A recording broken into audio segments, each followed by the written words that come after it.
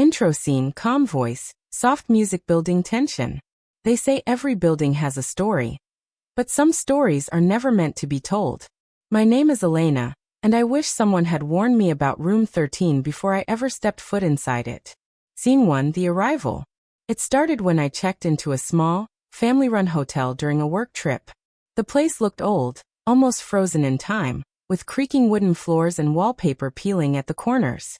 The receptionist, an older woman with tired eyes, handed me my key without much conversation. I glanced down. It read, Room 13. A chill ran through me. Most hotels avoid the number 13 altogether, skipping it out of superstition. But this one, it embraced it. When I asked if there were other rooms available, the woman simply said in a low voice, "Every room is taken. You'll be fine." Her tone didn't reassure me. Scene 2, first night. That first night, I couldn't sleep. The room was unsettlingly cold, even though the radiator rattled with heat. At exactly 3:13 a.m., I woke up to the faint sound of whispering. It wasn't outside. It wasn't the TV.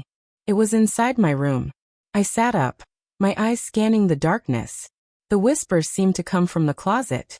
With shaky hands, I got out of bed, opened the closet door. Nothing. Just coats and shadows. But before I closed it, I noticed something strange scratched into the wood at the back. Words barely visible. "Don't look." Scene 3, the warning. The next morning, I went down to breakfast. The receptionist avoided my eyes, but the janitor, a man in his 60s, leaned close and muttered, "They shouldn't put anyone in that room." I froze. "Why not?" He hesitated, glancing around nervously. "Because people don't stay the same after they hear the voices." Before I could ask anything else, he walked away quickly, leaving me shaken. Scene 4, the second night. That evening, I tried to brush it all off. Maybe it was just my imagination. But again, at 3:13 a.m., the whispers returned. This time louder. Clearer. I pressed my ear against the closet door, heart racing. The voice sounded like a woman, crying, repeating the same phrase over and over. "Don't let them in." I stumbled back, terrified. And that's when I noticed something I hadn't before. The closet floor had faint lines. A trapdoor. Scene 5. What's beneath? The next day, while everyone was busy, I returned to room 13 and pushed the trapdoor open. The smell hit me first, damp, moldy, metallic. I lowered myself into the darkness with my phone flashlight. There was a small hidden cellar beneath the room. And inside, old chairs, rusted chains on the wall, and deep scratches, as if someone had tried to claw their way out. But the worst part? On the far wall, smeared in something dark, were the words, "We see you." Scene 6, the final night. I should have left. I should have checked out and never looked back. But something pulled me to stay. That night, I barely slept, waiting for the clock. At 3:13 a.m., the whispers began again. Only this time, the closet door swung open on its own.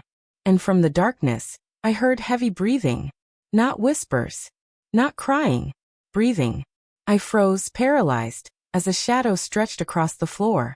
My phone buzzed suddenly with a notification. When I looked down, the screen lit up with a text. From an unknown number. It read, "You weren't supposed to see." I didn't wait to see what would happen next. I grabbed my bag, bolted from the room, and raced down the hallway.